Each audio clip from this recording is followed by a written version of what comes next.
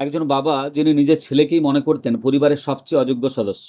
একজন ছেলে যে বাবার কাছ থেকে ভালোবাসা না পেয়েও সারা জীবন বাবাকেই ভালোবেসে গিয়েছে।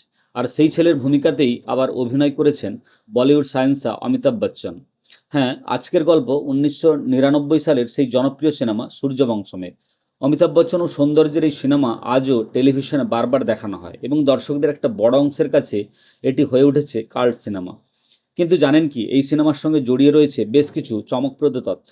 সৌন্দর্যের হিন্দি সিনেমায় অভিনয় থেকে শুরু করে রেখার কণ্ঠ দেওয়া, অমিতাভের দ্বৈত চরিত্র এবং সিনেমাটির অদ্ভুত জনপ্রিয়তা সব মিলিয়ে সূর্যবংশমের গল্প সিনেমার থেকেও কম ইন্টারেস্টিং নয়। চলুন জেনে নেওয়া যাক সূর্যবংশমের অজানা কিছু কথা। অনেকেই হয়তো জানেন না, হিন্দি সূর্যবংশম আসলে একটি দক্ষিণী সিনেমার রিমেক।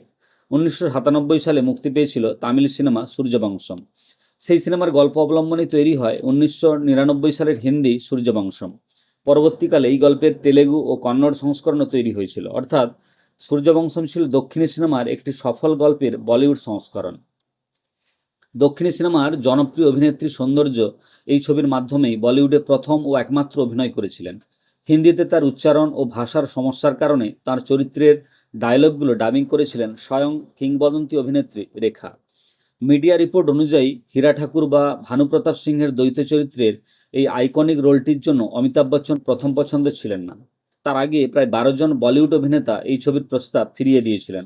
শোনা যায় মিঠুন চক্রবর্তীকে এই চরিত্রের জন্য প্রথমে প্রস্তাব দেওয়া হয়েছিল, কিন্তু মিঠুন পরিচালকের প্রস্তাবে রাজি হননি। তারপর মুখ্য চরিত্রে অভিনয় করার প্রস্তাব যায় সানি দেওয়াল, সঞ্জয় দত্ত এবং অনিল কাপুরের কাছে। 3 অভিনেতাই সূর্যবংশম চরিত্রে ছবিতে অভিনয় করতে রাজি হননি। তারপর প্রস্তাব যায় জাকির শ্রফের কাছে, কিন্তু তিনিও তা প্রত্যাখ্যান করেন। সলমান খান এবং আমির খানের কাছেও প্রস্তাব গিয়েছিল। এছাড়া গোবিন্দা, অক্ষয় কুমার, সুনীল শেট্টি, অজয় দেবগন এবং সৈফ আলী খানের কাছেও প্রস্তাব গিয়েছিল। কিন্তু কোনো অভিনেতাই সূর্যবংশম ছবিতে কাজ করতে রাজি হননি, কারণ তারা শুধুমাত্র অল্প বয়সী ঠাকুর ভানু প্রতাপের চরিত্রে অভিনয় করতে রাজি ছিলেন। প্রৌঢ় ঠাকুর ভানু প্রতাপের চরিত্রে অভিনয় করতে কেউ রাজি হননি। তাই প্রস্তাব শেষ পর্যন্ত যায় অমিতাভের কাছে। পরিচালক ভেবেছিলেন অমিতাভও ছবির প্রস্তাব ফিরিয়ে দেবেন, কিন্তু চিত্রনাট্য শোনার পর বিগ বি প্রস্তাবে রাজি হয়ে যান। তবে 7 কোটি টাকা বাজেটের এই ছবিটি মুক্তি পাবার পর বক্স অফিসে মুখ থুবড়ে পড়ে এবং এটিকে একটি ফ্লপ ছবি হিসেবে ধরা হয়েছিল। কিন্তু ছোট পর্দায় অর্থাৎ টিভিতে সম্প্রচারের পর এটি এমন এক কাল্ট হিট ও জনপ্রিয়তা রেকর্ড গড়ে যা ভারতীয় টেলিভিশনের ইতিহাসে অনন্য। সূর্যবংশম শুধুমাত্র বাবা ছেলের গল্প নয়, এই সিনেমা আসলে দেখায় শিক্ষাগত যোগ্যতা বা সামাজিক অবস্থান দিয়ে একজন মানুষের মূল্য বিচার করা যায় না।